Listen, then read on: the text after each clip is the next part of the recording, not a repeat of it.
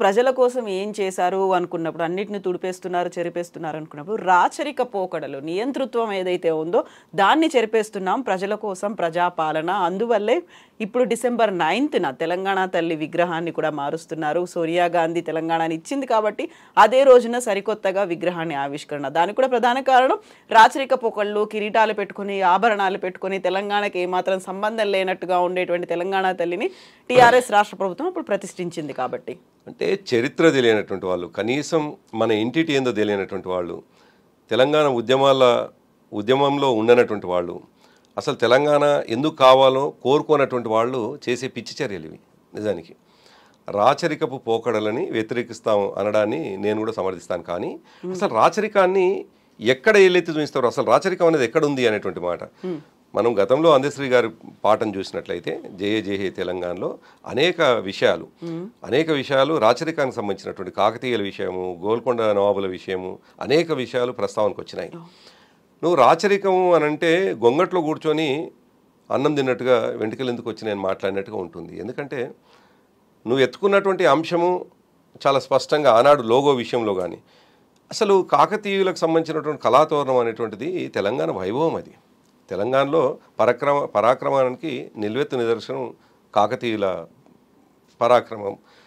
అసలు గోల్కొండ నవాబులను కూడా మనం చూస్తే, సరే గోల్కొండ నవాబులు కాలక్రమేణా వ్యక్తులుగా తప్పులు చేయొచ్చు, కానీ నాగరికతకు నిజానికి హైదరాబాద్ ఎట్లుండాలి, హైదరాబాద్ని ఇవాళ వాళ్ళు ఎక్కడైతే హైదరాబాద్ని ముగ్గుపోసి హైదరాబాద్ నగరంగా చేసినటువంటి దాంట్లోనే మనం ఇవాళ కొత్త నగరం మేము ఏర్పాటు చేసుకోలే. డెఫినెట్గా మన వెనుక మన ఎంటిటీ ఏంటి అనేటువంటి డెఫినెట్గా ఉంటుంది. దాన్ని రాచరికం అనుకొని మూర్ఖంగా మొత్తం కులగొట్టేస్తుంటేనే అమాయకత్వం అవుతుంది. దాన్ని కొనసాగింపగానే ఇప్పుడు మీరు చెప్పినట్టుగా గతంలోనే ఇటువంటి చేసి దెబ్బతిన్నారు వాళ్ళు. రాచరిక పోగడలు అని చెప్పేసి నమూనాని ఏది మన రాష్ట్ర చిహ్నాన్ని మార్చడం కానీ, గేయాల్లో ఉన్నటువంటి పదాలను మార్చే ప్రయత్నం చేయడం కానీ ఆనాడే దెబ్బతిన్నారు. మళ్ళీ వాళ్ళ తెలంగాణ తల్లి విషయానికి వచ్చినప్పుడు నిజానికి మీరు అన్నట్టుగా అసలు తెలంగాణ తల్లి అనేటువంటిది వాళ్ళు ఏమనుకుంటున్నారు, అసలు తెలంగాణ తల్లిని ఏ విధంగా చూస్తుంటారు. ఇవాళ కన్నడ మాత కావచ్చు, తెలుగు తల్లి కావచ్చు, ఈ దేశంలో ఉన్నటువంటి మిగతా రాష్ట్రాల్లో ఆ రాష్ట్రాలు తల్లులుగా పిలుచుకోబడుతున్నటువంటి ఆకారాలు ఏవైతున్నాయో అసలు ఎక్కడి నుంచి వచ్చినాయి అవి, అసలు ఎందుకు, అసలు ఆ రాష్ట్రానికి తల్లులుగా పిలువబడుతున్నటువంటి ఆ ఆకారాలు ఏమిటి అనేటువంటి విషయం కనీసం పరిజ్ఞానం ఉండి మాట్లాడుతున్నా నాకు అర్థం కావట్లేదు. నిజానికి మనం తెలంగాణ తల్లిని ఎందుకు తీసుకొచ్చినాము 2009 తర్వాత అనేటువంటి విషయాన్ని వాళ్ళు మూమెంట్లో ఉంటే తెలిసేది. కేసీఆర్ గారి గుర్తు కాదు, నిజానికి కేసీఆర్ గారు తయారు చేసినటువంటి ఆకారం కాదు తెలంగాణ తల్లి. ఆనాడు చరిత్రకారుడు బిఎస్ రాములు గారు ఆయన రూపొందించినటువంటి ఒక విగ్రహం మీకు తెలుసు, మీరు కూడా ఆనాడు ఉన్నారు, మీరు కూడా చూసినారు. అసలు ఆ తెలంగాణ తల్లిలో చూడాల్సిన అంశాలు ఏమిటి అని, తెలుగు తల్లి ఏమిటి, అసలు ఒక భావన మాత్రమే. తెలుగు తల్లి ఉంటుందా? భారతమాత ఎవరు? ఒక భావన మాత్రమే. భారతదేశంలో ఉన్నటువంటి అన్ని రకాల ఆ పాటలు మనకు గేయంలో కానీ భారతమాతలో కానీ కనిపించేది ఏంటంటే ఈ దేశం అన్ని రకాల సంపదలు కలిగింది, ఈ దేశం అన్ని రకాల కల్చర్ కలిగింది, ఈ దేశం అన్ని రకాల సంస్కృతులు సాంప్రదాయాల్ని కొనసాగిస్తున్నది అని చెప్పడానికి ఒక ప్రతీక తల్లి. అది భారతమాత కావచ్చు, వారు భారతమాత కావచ్చు, తెలంగాణ తల్లి కావచ్చు, తెలుగు తల్లి కావచ్చు, కన్నడ మాత కావచ్చు, ఎవరైనా తమ ప్రాంతానికి సంబంధించినటువంటి ఒక గుర్తు. దాని కొనసాగింపుగానే తెలంగాణ తల్లి అనేటువంటి మనం భావనను తీసుకొచ్చినాం. తెలుగు తల్లి నుండి ఆనాడు వ్యతిరేకించింది ఎందుకు? నిజానికి ఆనాడు మన ప్రభుత్వంలో లేం. ప్రభుత్వంలో ఉండి ప్రభుత్వం వాళ్ళు అంటున్నట్టుగా అది రాచరికపు టీఆర్ఎస్ చెప్పిందే శాసనం అనేటువంటి మాట ఏం కాదన్నాడు. ఆనాడు మేము ప్రతిపక్షంలో ఉన్నాం, ఒక ఉద్యమ పార్టీగా ఉన్నాం.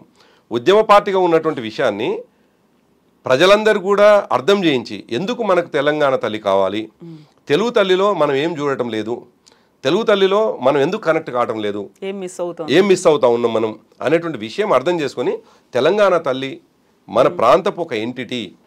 తెలంగాణలో నదులున్నాయి, తెలంగాణ నదుల ద్వారా పచ్చటి పంటలు పండేటువంటి అవకాశం ఉన్నది, తెలంగాణలో సంపద ఉన్నది, ఆ సంపద ద్వారా ఉన్నతికి అవకాశం ఉన్నది, ఆర్థికంగా ఎదిగేటువంటి అవకాశం ఉన్నది. తెలంగాణలో ఒక సంస్కృతి ఉన్నది, బతుకమ్మ, బోనాలు ఇవన్నీ కూడా పండగలు ఉన్నాయి. కాబట్టి ఇవన్నీ కలిపి కనిపించేది మనకు తెలంగాణ తల్లి. తెలంగాణ తల్లి కిరీటం అనగానే అది రాచరికపు అంశం కాదు. తెలంగాణ ప్రాంతపు అంత ఉన్నతంగా ఉంది అని చెప్పడానికి. తెలంగాణ ప్రాంతం అంటేనే కిరీటం అనేటువంటిది అది దర్పం, ఒక మకుటంగా ఉంటుంది. ఒక దర్పం లాగా ఫీల్ కావాలి. అంటే చూడగానే ఒక చాలా తెలంగాణది పేదరికంతో ఉన్నటువంటిది కాదు, ఒక rich and grandeur. Exactly. Telangana రాష్ట్రం కోసం కొట్లాడిన నాడే తెలంగాణ తల్లి ఇంత ఉన్నతంగా ఉంది అని చెప్పినటువంటి వాళ్ళం. తెలంగాణ వచ్చిన తర్వాత ఇంకా ఉన్నతంగా చూపించాలి. ఎందుకనంటే నువ్వు పరిపాలకుడు కూడా నువ్వు తెలంగాణ ప్రాంతాన్ని గొప్పగా చూపించాలి.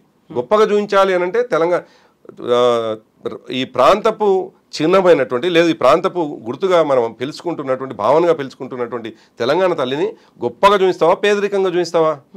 విగ్రహం చూడడంతో తెలంగాణ ప్రాంతం చాలా ఉన్నతంగా ఉంది, తెలంగాణ ప్రాంతం సుసంపన్నంగా ఉంది, తెలంగాణ ప్రాంతం అన్ని సంస్కృతితో నిండి ఉన్నది అని కనిపించాల్సింది. ఇది తెలంగాణ తల్లి భావన, ఇది తెలంగాణ ప్రాంతపు ప్రతీక. ఇవన్నీ పెట్టేసి నీ పిచ్చి ఆలోచనలతోటి చేతి గుర్తును పెడతాను, కాంగ్రెస్ తల్లిని ఆవిష్కరిస్తాను, అసలు ఎక్కడ పోతా ఉన్నావు నువ్వు? చెరిపేస్తా ఎంటిటీ అని అన్నప్పుడు మీరు ఇంతకుముందు అన్నట్టుగా రాచరికపు అనేటువంటి మాటని, అసలు రాచరికమే లేదు, ఉన్నటువంటి కొనసాగింపు ఏదైనా.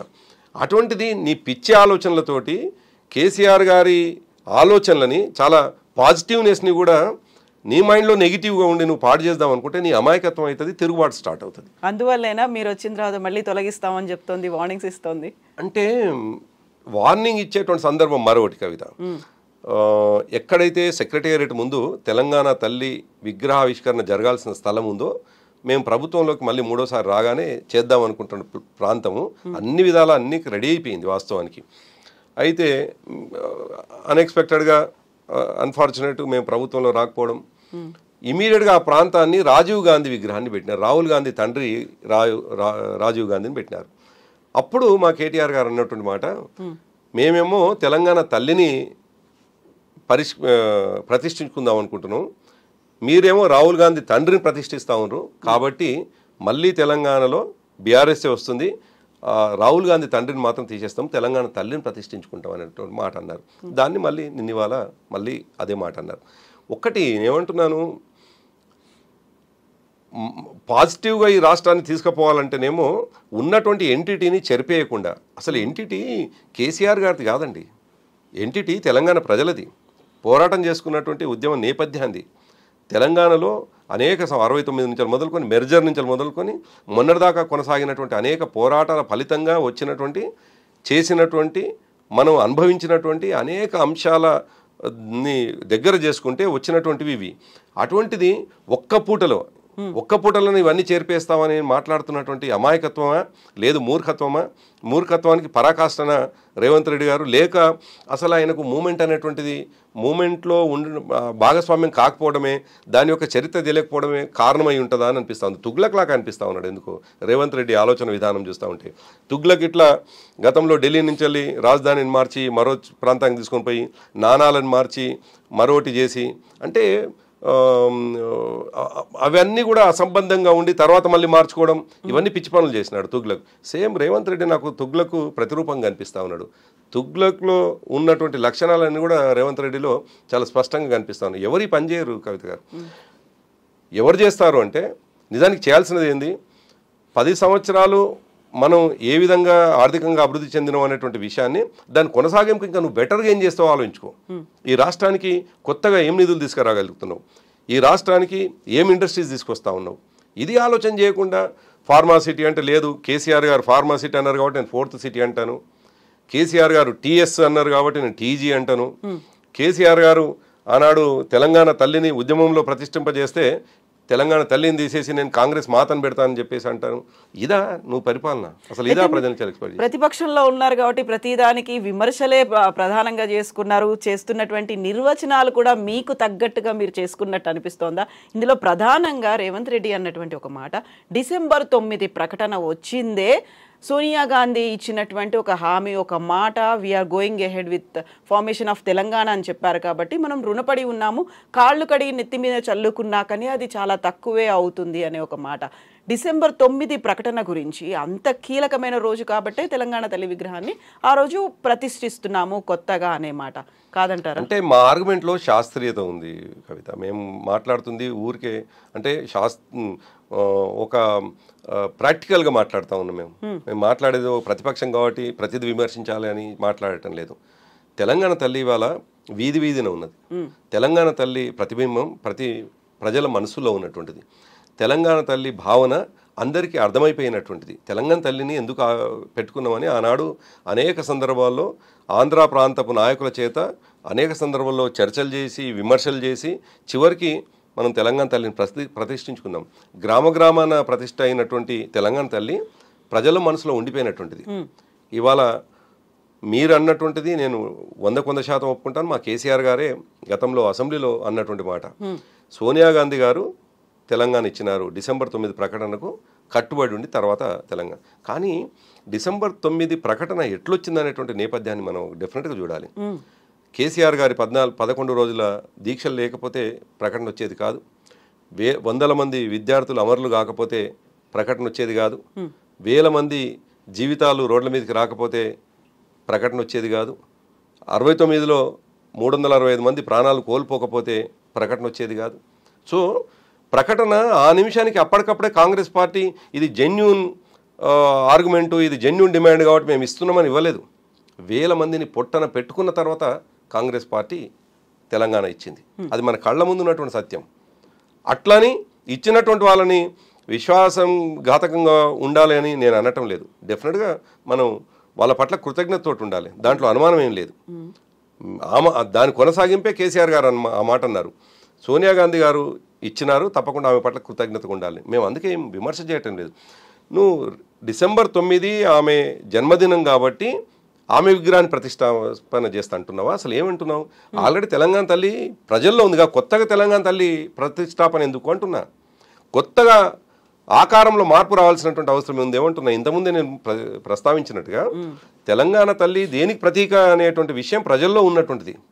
సంస్కృతి సాంప్రదాయాలకు సంబంధించింది, సంపదకు సంబంధించినటువంటి అన్ని రకాల అవి ఉన్నాయని చెప్పడానికి కనిపించగానే గొప్పగా మొక్కేటువంటి అవకాశం ఉండేటువంటి విగ్రహాన్ని ప్రతిష్టాపన చేస్తే నువ్వు మార్చి కాంగ్రెస్ పార్టీ గుర్తుని ప్రతిష్ఠిస్తే ప్రజలు ఎట్లా ఊరుకుంటారు? అది మా విమర్శ అని మీరనుకుంటే అది ప్రజల నుంచి వస్తున్నటువంటి అంశం. ఇది ప్రజలు ఆల్రెడీ గ్రామ గ్రామాన మొక్కుతా ఉన్నారు ఇవాళ తెలంగాణ తల్లిని. ఇవాళ నువ్వు చేస్తున్నది ఏంది? సెక్రటేరియట్లో కాంగ్రెస్ తల్లిని పెట్టి మళ్ళీ గ్రామ గ్రామానికి కాంగ్రెస్ తల్లిని పంపించాలని ఒక ప్రయత్నమే కదా. నిజానికి తెలంగాణ తల్లిలో ఎక్కడ కూడా ఒక పార్టీకి సంబంధించినటువంటి అంశం కానీ ఎంటిటీ కానీ ఓ పార్టీకి సంబంధించినటువంటి ప్రస్తావన వచ్చేటువంటి అంశం కానీ ఎక్కడ కనిపించదు. అద్భుతంగా కనిపిస్తుంది. భారతమాత ఎట్లయితే అనుకుంటామో, కన్నడ మాతను ఎట్లా చూస్తామో, అదేవిధంగా తెలుగు తల్లిని ఎట్లయితే చూస్తామో అట్లా తెలంగాణ తల్లిలో అంత అద్భుతమైనటువంటి అది కనిపిస్తుంది. అటువంటిది నువ్వు చేస్తున్నది ఇవాళ నిజంకి అది నిజమా కాదా తెలీదు, మనకు రేపో ఎల్లుండో తెలుస్తుంది. ఒకవేళ అదే నిజమైతే మాత్రం తుగ్లక్ అనాల్సిందే. మేము విమర్శిస్తున్నది మేము బీఆర్ఎస్ పార్టీకి విమర్శించడం లేదు. నువ్వు చేస్తున్న తప్పులని ఎత్తి చూపించడానికి ఒక రాజకీయ పార్టీగా ప్రతిపక్షంగా మేము ఒక కన్స్ట్రక్టివ్ లైన్లో విమర్శిస్తూ ఉన్నాం తప్ప మరొకటి కాదు. సో మీరు చెప్పిన దాన్ని బట్టి చూస్తే బీఆర్ఎస్ వెరీ రీసెంట్గా November 29న దీక్షా దివస్గా సెలబ్రేట్ చేసుకుంది. మీరు చెప్పే క్రొనాలజీ November 29th, ఆ తర్వాత December 9th, ఆ తర్వాత June 2nd అనేది. దీంట్లో దేనికి హై ప్రయారిటీ ఇవ్వాల్సినటువంటి అవసరం ఉంది? దేన్ని మనం మర్చిపోవాలి? ప్రజలు దేన్ని గుర్తుపెట్టుకోవాలంటారు? అంటే ప్రతి ఒక్కదానికి నేపథ్యం ఉంది కదా. ప్రతి దానికి నేపథ్యం లేకుండా ఆ డే రాలేదు.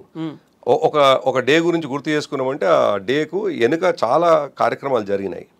ఇప్పుడు 14F అనేటువంటి ఒక అంశం ప్రస్తావనకు వచ్చినప్పుడు తెలంగాణ ఉద్యోగస్తులు చివరికి తెలంగాణ వాళ్ళు కాకుండా పోతారు, ఇది ఫ్రీ జోన్గా ఉంటే తెలంగాణ ఉద్యోగస్తులు అన్యాయం అయిపోతారు అని హైదరాబాద్ ఫ్రీ జోన్కు సంబంధించినటువంటి అంశము తెర మీదకి వచ్చినప్పుడు మాత్రమే కేసీఆర్ గారు 2009 తర్వాత ఇంకా నేను బ్రతికుండగానే ఒకవైపు నేను 9 సంవత్సరాలుగా తెలంగాణ ఉద్యమం చేస్తూ ఉన్నాను, నేను ఉద్యమం చేస్తున్నటువంటి సందర్భంలోనే నీళ్ళ విషయంలో పోరాటం చేస్తున్నా నీళ్లు మలుపుకపోతా ఉన్నారు, నియామకాల విషయంలో నేను పోరాటం చేస్తున్న ఆంధ్ర ప్రాంతానికి నియామకాలు అవుతున్నాయి, చివరికి ఉద్యోగాల విషయంలో కూడా ఇక్కడ ఇబ్బందులు జరుగుతూ ఉన్నాయి. ఇంత ఒకవైపు ఉద్యమం జరుగుతూ ఉంది, మరోవి పనిచేస్తూ ఉన్నారు. కాబట్టి దీనికి నిరసనగా నేను దీక్షకు పోతా అని చెప్పేసి ప్రారంభించినారు November 29. సో ఒక్కరోజుది కాదు, టీఆర్ఎస్ పార్టీ ప్రారంభమైన 8 సంవత్సరాలు 9 సంవత్సరాల తర్వాత అది. కానీ అంతకంటే ముందు కూడా నేపథ్యం ఉంది కదా. 69 నిజానికి 69 కూడా అన్న నేను 56 నుంచేలే అంటా నేను. ముల్కీ నిబంధనలకు వ్యతిరేకంగా ఆనాడు 15 సంవత్సరాలు నిండినటువంటి వాళ్ళు ఈ ప్రాంతంలో ఉంటే వాళ్లకు ముల్కీ సర్టిఫికెట్లు ఇవ్వాల్సినటువంటి ఆనాటి పాలకులు వచ్చిన సంవత్సరానికి ముల్కీ సర్టిఫికెట్లు ఇస్తే ఆనాడే ఉద్యమంలో నాన్ ముల్కీ గో బ్యాక్ అనేటువంటి మూమెంట్ స్టార్ట్ అయింది. ఇవాళ కాదు. అందుకే కేసీఆర్ గారు 2001కి పార్టీ ప్రారంభమైన కంటే ముందే తెలంగాణకు ఒక నేపథ్యం, ఉద్యమానికి ఒక నేపథ్యం ఉన్నది. కాబట్టి ప్రధానికి లింక్ అయితే మీరు చెప్పినటువంటి ఆ డేకు ఉన్నటువంటి ఇంపార్టెన్స్ని ఒకదాని ప్రకారం ఒకటి డెఫినెట్గా చేసుకున్నాం. ఏది ప్రయారిటీ అని చెప్పడం కాదు, అల్టిమేట్గా జూన్ 2 అనేటువంటిదే ఇంపార్టెంట్. దాంట్లో ఏమను, ఎందుకంటే రాష్ట్రం సిద్ధించినది. ఇప్పుడు మాలాంటి వాళ్ళందరం కూడా మేము ఎటువంటి రాజకీయ ఆపేక్ష లేకుండా, పదవుల ఆపేక్ష లేకుండా ఉద్యమానికి వచ్చినటువంటి వాళ్ళం. ఎందుకు వచ్చిన వానాడు మా అల్టిమేట్ గోల్ తెలంగాణ అని చెప్పేసి వచ్చినటువంటి మాకు ఇంపార్టెంట్ ఏమిటి, జూన్ 2 అంటాను. నేను ఎమ్మెల్సీ అయిన రోజో మరొకరు మంత్రి అయిన రోజో ఆ రోజు ఇంపార్టెంట్ అనను నేను. నా జీవితకాలంలో నా ఇంపార్టెన్స్ ఏంది, నేను ఏ రోజుకి ఇంపార్టెన్స్ ఇస్తాను అంటే ఆ ప్రకటన, ఎగ్జాక్ట్లీ ఆ ప్రకటన వచ్చిన రోజుకు, తర్వాత ప్రకటన కొనసాగింపుగా ఏర్పడ్డటువంటి రాష్ట్రానికి ఇంపార్టెన్స్ ఆ డేట్కి. కానీ దాని నేపథ్యం కూడా చూసుకోవాల్సినటువంటి అవసరం ఉంది. కాబట్టి దీక్షా దివస్ అనేటువంటి 29 లేకపోతే డిసెంబర్ 9 క్వశ్చనే లేదు. డిసెంబర్ 9 అనే ప్రకటన లేకపోతే తెలంగాణ ప్రజల్లో విశ్వాసం కలిగేదే కాదు. ఎందుకంటే డిసెంబర్ 9 ప్రకటన కంటే ముందు మనం అవునన్నా కాదన్నా మనందరం కూడా, మీరు జర్నలిస్ట్గా ఉద్యమంలో ఉన్నారు, మేము ఇక్కడ ఉన్నాం, తెలంగాణ ప్రాంత వాసులుగా మీరు కూడా ఉన్నారు. మనందరి కోరిక తెలంగాణ రావాలనేటువంటి కోరికని ఎట్లా వచ్చింది అనేటువంటి మాట మాట్లాడితే డిసెంబర్ 9 ప్రకటన కంటే ముందు నవంబర్ 29 కంటే ముందు జరిగినటువంటి అనేక పరిణామాలు ఉన్నాయి. అందుకే డిసెంబర్ 9 ప్రకటన వచ్చింది. అయితే అప్పటిదాకా అనుమానం ఉండే చాలామందికి, అసలు తెలంగాణ వచ్చేదా, ఇంత బలవంతులైనటువంటి ఆంధ్ర ప్రాంతపు నాయకులు ఉండగా తెలంగాణ ఎట్లా సాధ్యమవుతుంది, ఇవ్వరు, ఇది ఉట్టి కొట్లాటనే. కొందరేమో రాజకీయ కొట్లాట అన్నారు, కొందరేమో మరొకటి కొట్లాట అన్నారు, కొందరేమో ఇది అమాసకు పుట్టింది పున్నానికి పోతుంది అన్నారు, పుగ్గలో పుట్టింది మాగలో పోతుంది అన్నారు. ఇటువంటి మాటలు మాట్లాడినారు. కానీ డిసెంబర్ 9 చిదంబరం గారు మాట్లాడగానే విశ్వాసం అందరికి వచ్చింది, ఒక హోప్ మళ్ళీ కనిపించింది, క్వశ్చన్ లేదు, కొట్లాడితే వస్తుంది అనేది ఆ రోజు కనిపించింది. డిసెంబర్ 9 తర్వాత 24 డిసెంబరు మళ్ళీ తిరిగి ప్రకటన జరగానే అసలు రగిలిపోయినారు, రక్తం మసిలిపోయింది అందరికి. మధ్యలో రాజీనామాలు ఇవన్నీ చూసిన వాళ్ళు, ఎందుకంటే ఆంధ్ర ప్రాంతపు వాళ్ళేమో ఒకటవుతారు, మనం ఎందుకు కావని చెప్పేసి ఒకటి కావటం, ఇవన్నీ కూడా జరిగింది. తెలంగాణ సమాజం ఒకటైంది. అప్పటిదాకా పార్టీలుగా వేరయ్యి, పార్టీలుగా విడిపోయి రాజకీయ ఆరోపణలు చేసుకున్నటువంటి ఈవెన్ కాంగ్రెస్ పార్టీలో ఒక సెక్షన్ కూడా లేదు, తెలంగాణ కావాలంటే అందరం ఒక్కటి కావాలని చెప్పేసి ముందుకు వచ్చినారు. అఫ్కోర్స్ ఇవాళ ప్రభుత్వంలో ఉన్నటువంటి వాళ్ళు, రేవంత్ రెడ్డి లాంటి వాళ్ళు ఉద్యమంలో లేకపోవచ్చు, కానీ కాంగ్రెస్లో ఉన్న కొంతమంది అయితే ఉన్నారు కదా, కొట్లాడినారు కదా, కొందరు ఉన్నారు కదా, వాళ్ళైతే చూసినారు కదా. అందుకేమంటున్నాను, ప్రతి డేకి ఒక ఇంపార్టెన్స్ ఉంటుంది. అతి ప్రయారిటీ డే డెఫినెట్గా మేము అనుకున్నటువంటి లక్ష్యం సిద్ధించినటువంటి డేట్ ఏదైతుందో జూన్ 2. అయితే దానికి వెనుక నేపథ్యాన్ని కూడా గుర్తు చేసుకోవాలి కాబట్టి, మర్చిపోకూడదు కాబట్టి, అంతే కదా.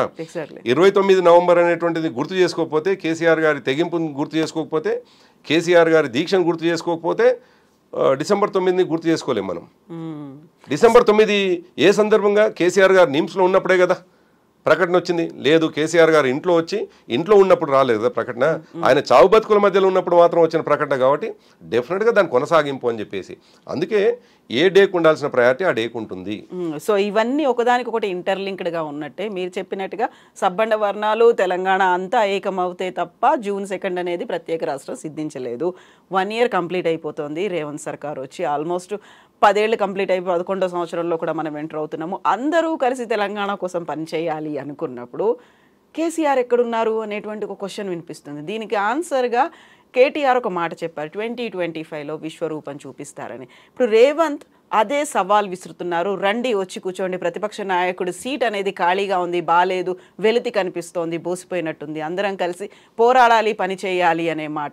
వస్తారా అసెంబ్లీకి అటెండ్? అంటే రెండు విషయాలు కవిత గారు దాంట్లో. ఆయన రాజకీయంగా రమ్మని పిలిచినా, లేదు విమర్శగా రమ్మని పిలిచినా, ఒకటి పాజిటివ్గా తీసుకుంటాను నేను, మరొకటి నెగిటివ్గా తీసుకుంటాను. బేసిక్గా రేవంత్ రెడ్డి నేపథ్యం, రేవంత్ రెడ్డి మాట్లాడుతున్న పద్ధతి చూసినప్పుడు నెగిటివ్గా చూసుకోవాలి. డెఫినెట్గా ఆయన కేసీఆర్ గారిని విమర్శించిన పద్ధతి కావచ్చు, కేసీఆర్ గారిని వ్యక్తిగతంగా ఎంత పడితే అంత దూషించినటువంటి విషయాలను చూసుకున్నప్పుడేమో నెగిటివ్గా. ఒక ముఖ్యమంత్రిగా ఆయన అనుభవం ఉన్నటువంటి ఒక ప్రతిపక్ష నాయకుడిని మీ అనుభవాలు మాకు అవసరం ఉంది, మీ యొక్క సలహాలు మాకు అవసరం ఉంది అని మాట్లాడితే నేను పాజిటివ్గానే తీసుకుంటాను. అయితే నువ్వు అంటున్నటువంటి పద్ధతి ఏంటిది అనేది ప్రజలు ఆలోచిస్తారు. సంవత్సర కాలంగా నువ్వు 10 సంవత్సరాలు ముఖ్యమంత్రిగా పనిచేసినటువంటి వ్యక్తిని 14 సంవత్సరాలు ఉద్యమంలో అన్నీ త్యజించి తెలంగాణ రావడానికి కారణమైనటువంటి వ్యక్తిని వ్యక్తిగతంగా ఎంత పరుష పదాలు వాడినవు, ఏంది పేగులు మెడకేసుకుంటాను, అసలు మన ఇద్దరం కూర్చొని మాట్లాడలేని పదాలు వాడినాడు ఆయన. అసలు అంత పిచ్చి. ఇవాళ టీవీలలో చూస్తున్నటువంటి సందర్భంలో టీవీలు కూడా బంద్ చేసుకున్నటువంటి ఒక ముఖ్యమంత్రి, రాష్ట్రానికి ఆల్మోస్ట్ ప్రథమ పౌరుడు లాంటి వాడు. గవర్నర్ గారు ప్రథమ పౌరుడు అయినా కానీ ముఖ్యమంత్రినే మనం రాజకీయంగా చూస్తాం. అటువంటి వాడు మాట్లాడకూడని మాటలన్నీ మాట్లాడారు. అయినా పాజిటివ్ అంటే ఈ రాష్ట్రం అభివృద్ధి జరగాలని కోరుకున్నాం. ఇప్పుడు చాలామందికి ఏమిటంటే కష్టమేందో పురిటి నొప్పులు తెలిసిన వాళ్ళకు తెలుస్తుంది బిడ్డ ఎదుగుదల ఎట్లుండాలి అనేటువంటిది. అట్లా ఈ రాష్ట్రం కోసం కొట్లాడినటువంటి వాళ్ళకి మాత్రమే తెలుస్తుంది ఈ రాష్ట్రం ఎంత బాగుండాలి, ఎట్లా బాగుంటుంది అనేటువంటిది కొట్లాడినటువంటి వాళ్ళకి. అయితే వీళ్ళు కొట్లాడినటువంటి వాళ్ళు లేరు కాదు, పురిటి నొప్పులు భరించినటువంటి వాళ్ళు కాదు, కాబట్టి ఏదైనా మాట్లాడగలుగుతున్నారు. మేము ఎందుకు ఈ మాట అంటున్నామంటే 14 సంవత్సరాల ఉద్యమంలో పడ్డటువంటి బాధలు ఉన్నాయి, 10 సంవత్సరాల అభివృద్ధిలో మా భాగస్వామ్యం ఉన్నది. కాబట్టి డెఫినెట్గా పాజిటివ్గానే కన్స్ట్రక్టివ్గానే పోవాలి. ఇది ఒకవేళ ఎందుకంటే నేనైతే బలంగా నమ్ముతున్నాను 4 సంవత్సరాల తర్వాత ఉండేది కాదు ప్రభుత్వం. ఎట్టి పరిస్థితుల్లో మళ్ళీ కాంగ్రెస్ పార్టీ 4 సంవత్సరాలు ఉంటుందని అయితే చెప్తున్నారు, బలంగా చెప్తున్నాను. దాంట్లో ఎటువంటి అనుమానం లేదు. 4 సంవత్సరాలు ఉండాలని కూడా కోరుకుంటున్నాం మేము. బీఆర్ఎస్ పార్టీగా 4 సంవత్సరాలు రేవంత్ రెడ్డి గారే ముఖ్యమంత్రిగా ఉండాలని కూడా కోరుకుంటున్నాం. దీంట్లో ఎటువంటి అనుమానం లేదు. మా పార్టీ అందరి అభిప్రాయం కూడా ఇదే అని నేను అనుకుంటున్నాను, నేను భావిస్తున్నాను బలంగా. ఎందుకంటే మేము వ్యక్తిగతంగా మాట్లాడుకుంటున్న సందర్భంలో కనిపించేది కూడా ఇటువంటి మనుషులు అవ్వపడితేనే 10 సంవత్సరాల కేసీఆర్ గారి కష్టం ఏందో కనిపిస్తుంది, కేసీఆర్ గారి కన్స్ట్రక్టివ్ పని ఏందో కనిపిస్తుంది అని మనకు అనిపిస్తుంది. మీరు అనుకుంటున్నారు. కాకుండా అక్కడ టీపీసీసీ చీఫ్ మహేష్ కుమార్ మాత్రం చెప్తున్నారు బీఆర్ఎస్ ఎమ్మెల్యేలు ఇప్పటికీ మాతో టచ్లో ఉన్నారు అనే మాట. సరే, అక్కడికి వస్తాను నేను. అయితే నేనేమంటున్నాను, రేవంత్ రెడ్డి గారు కేసీఆర్ గారిని రమ్మనటము దీన్ని ఏం తప్ప ఏం పట్టట్లేదు. అయితే కేసీఆర్ గారు చాలా ఉన్నతంగా ఆలోచించే మనిషి. ఆయన అనేక అనుభవాలని, ఇవాళ దాదాపు 70 సంవత్సరాల వయసులో ఉన్నారు ఆయన దాదాపు 30 సంవత్సరాలు 32 సంవత్సరాల నుంచి 24 సంవత్సరాల నుంచి రాజకీయాలు ఉన్నా ఆయన 31 సంవత్సరంలో బహుశా ఎమ్మెల్యేగా ఎన్నికైనాడు. ఆ రోజు నుంచి ఈ రోజు వరకు ఆయన అనుభవాలను చూస్తే ప్రతి సందర్భంలో కూడా చాలా మెచ్యూర్డ్గానే వ్యవహరించినారు ఆయన. ఈవెన్ తెలుగుదేశం పార్టీలో ఉన్న ఆనాటి ప్రభుత్వంలో పథకాలు ప్రవేశపెట్టినటువంటి సందర్భంలో ఆయన మార్కు ఉన్నదని ఇవాళకి తెలుగుదేశం పార్టీలో పనిచేసినటువంటి వాళ్ళు చెప్తారు. సో ఏదైనా ఆయన ప్రోగ్రెసివ్గా కనిపిస్తుంది, కన్స్ట్రక్టివ్గా కనిపిస్తుంది, రాష్ట్రం అభివృద్ధి ఎట్లా జరగాలనో ఆలోచన కనిపిస్తుంది ఆయనకి. సో 10 సంవత్సరాలు మేము అధికారంలో ఉండి ఆయన ముఖ్యమంత్రిగా ఉండి నెక్స్ట్ మినిటే రోడ్డు మీదకి వచ్చి కొట్లాడేంత అమాయకంగా ఆయన ఏమి ఉండరు. అయితే మీరు ఇంతకుముందు అన్నట్టుగా 25లో వస్తారా, 26లో వస్తారా, 27లో వస్తారా కేసీఆర్ గారు నిర్ణయించుకుంటుంది. ఇవాళ ప్రజలు కేసీఆర్ గారు వద్దు అని మీరు ఇంటికి పరిమితం కాండి అని చెప్పేసి ఆయనని ఇంటికి పరిమితం చేశారు. ఇంటికి పరిమితం కాదు కదా, ప్రతిపక్ష హోదాకి ఆయన ఎమ్మెల్యే, గజ్వేల్ ఎమ్మెల్యే, ఆయన గజ్వేల్ ఎమ్మెల్యే గారు ఇప్పుడు ప్రతిపక్ష నాయకుడిగా మా పార్టీలో ఉన్నటువంటి మిగతా ఎమ్మెల్యేలతోటి ఈ ప్రభుత్వాన్ని ఎట్లా సరిచేయాలి, మా పార్టీని ఎట్లా నడపాలనో తప్పకుండా ఆయన చేస్తూ ఉన్నారు. ఇప్పటికి ఆయన రోడ్డు మీదకి వచ్చి కొట్లాడగానే కాదు, రోడ్డు మీదకి రోజు వచ్చి ప్రతిపక్ష నాయకుడు కొట్లాడు. దానికి తోడు సంవత్సరమే అవుతుంది వీళ్ళు అధికారంలోకి వచ్చి. ఈ సంవత్సరంలో మెచ్యూర్డ్ పొలిటీషియను తొందరపడి మాట్లాడు. కేసీఆర్ గారు కూడా ఏది ఎప్పుడు అవుతుంది అనేది ఆయన బలంగా తెలుసు. కాబట్టి ఆయన ఎప్పుడు వస్తారో అనేది ఆయన నిర్ణయించుకుంటారు. మేము చెప్పేటువంటి పరిస్థితులు లేము. 25కి వస్తారా, 26కి వస్తారా కేసీఆర్ గారు నిర్ణయించుకోవాలి. ప్రభుత్వం వైపు నుంచి వెళ్ళి డిమాండ్, మాకు సలహాలు ఇవ్వండి అనేటువంటి డిమాండ్ ఉంటే దాన్ని డెఫినెట్గా పాజిటివ్గా స్వీకరించాలి. ఆయన సందర్భాన్ని బట్టి ఆయన డెఫినెట్గా సలహా ఇస్తాడు. ఎందుకంటే ఆయన ఈ రాష్ట్రం అభివృద్ధి చెందాలి అనుకుంటాడు, కానీ నేను ముఖ్యమంత్రి ఉంటే మాత్రం అభివృద్ధి చెందాలని కోరుకునేంత అమాయకంగా ఏమో ఆయన ఉండడు ఎవరు వచ్చినా. కాకపోతే ఇలా పిచ్చి మాటలతోటి, ఇలా పిచ్చి కామెంట్స్ తోటి మాత్రమే అందరం బాధపడతా ఉన్నాం. తెలంగాణ సమాజం బాధపడుతూ ఉంది, మేము బీఆర్ఎస్ పార్టీగా మా నాయకుడిని మాట్లాడుతున్నటువంటి సందర్భంలో మేము కూడా బాధపడతా ఉన్నాం. 5 సంవత్సరాలు మీకు మ్యాండేటరీ ఇచ్చినప్పుడు, మిమ్మల్ని ప్రభుత్వంలో కొనసాగున్నప్పుడు నువ్వు మంచి పరిపాలన చేస్తుంటే మా నుంచి ఎందుకు వస్తుంది ఈ విమర్శిస్తారు? మేము మాట్లాడే అవకాశం ఇవ్వకపోతే, నువ్వు కులగొట్టకపోతే, నువ్వు చెరిపేస్తా అనకపోతే, నువ్వు టీఎస్ తీసేసి టీజీ అనకపోతే, నువ్వు అన్నీ ఒకటి కాదు అనేక అంశాలు మనం మాట్లాడుకుంటూ పోతే ఎన్నో వెళ్తాయి. మనకు నిజానికి ఇంటర్వ్యూ సరిపోదు. సో నువ్వు ఈ పని చేయకపోతే మా నుంచి విమర్శ రాదు కదా. నువ్వు ప్రభుత్వము అభివృద్ధి మాత్రమే దృష్టిలో పెట్టుకొని పనిచేస్తే మా విమర్శ ఎక్కడ? అసలు మేము ఎందుకు మాట్లాడతాం? మేము మౌనంగా ఉంటాం కదా. సో ఈ పని మమ్మల్ని మళ్ళీ మాట్లాడించే పని చేస్తూ ఉందే ప్రభుత్వం. రేవంత్ రెడ్డి చేస్తూ ఉన్నాడు మమ్మల్ని మాట్లాడి. మేము మాట్లాడకపోతే మమ్మల్ని ఎన్నుకున్నటువంటి ప్రజలు, ప్రతిపక్షంలో ఉన్నటువంటి వాళ్ళు మీరు ఏం మాట్లాడుతుంటారు అని చెప్పేసి అంటారు కదా, ఎక్కడ పోయినరు అంటారు కదా. ఇవాళ లగచర్ల అనేటువంటి ఒక ప్రాంతం ఉంది, అక్కడ అన్యాయం జరుగుతూ ఉంటే డెఫినెట్గా ఒక ప్రధాన ప్రతిపక్షంగా ఉన్నటువంటి వాళ్ళు మేమేం చేస్తాం, వాళ్ళకి అండగా నిలబడతాం కదా. అదే పద్ధతిలో ఎక్కడైతే మా అవసరం ఉంటుందో తప్పకుండా మేము అండగా నిలబడాల్సినటువంటి అవసరం ఉంది. కానీ దాన్ని రాజకీయం చేయకూడదు అనేటువంటిది మేము బలంగా నమ్ముతా ఉన్నాము. అదే పద్ధతులు ఉన్నాం, చాలా డిగ్నిఫైడ్గా ఉన్నాం మేము. ఇప్పుడు దిలావర్పూర్ ఉంది, అక్కడ ప్రజలు తిరుగుబడ్డారు, అక్కడ తిరుగుబాటు చేసినారు, మా అవసరం రాలేదు. ప్రజల తిరుగుబాటే చివరికి ప్రభుత్వం వెనక్కి తగ్గేటువంటి. మీరు ఈ మధ్యకాలంలో ఒకసారి గమనిస్తే ఈ ప్రభుత్వం చేసిన పిచ్చి పనుల ద్వారా ప్రజల తిరుగుబాటు తర్వాత అనేక విషయాల్ని మళ్ళీ వెనక్కి తీసుకునేటువంటిది.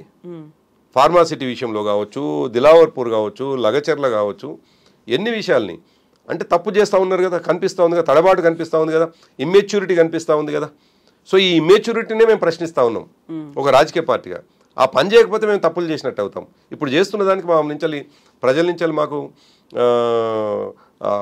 ఆదరణ లభిస్తూ ఉంది, మా పక్షాన మీరు నిలబడుతున్నారు అనేటువంటి అది కనిపిస్తూ ఉంది. మాకు ఆదరణ లభిస్తుంది. మళ్ళీ వచ్చే ప్రభుత్వం అదే సీఎంగా కేసీఆరే ప్రమాణ స్వీకారం చేస్తారని మీరు అంత గట్టిగా చెప్తున్నప్పుడు, ఇంతకుముందు నేను అడిగిన రేస్ చేసిన పాయింట్ ఉంది, బీఆర్ఎస్ ఎమ్మెల్యేలు మాతో టచ్లో ఉన్నారు అనే మాట ఇప్పటికి కూడా అలా ఎందుకు వినిపిస్తుంది? మీ వాళ్ళు ఎందుకు మళ్ళీ వెళ్దామా అక్కడికి అనేది ఎందుకు చూస్తున్నారు అట్లా? సరే, ఆయన పీసీసీ ప్రెసిడెంటు, ఆ పార్టీ అధ్యక్షుడిగా ఒక పార్టీ మీద ఆయన మైండ్ గేమ్ ఏ పద్ధతిలో ఆడాలని ప్రయత్నం చేస్తుండో అందరు చేసినట్టు ఆయన చేయొచ్చు. కానీ నేనైతే బలంగా నమ్ముతున్నాను.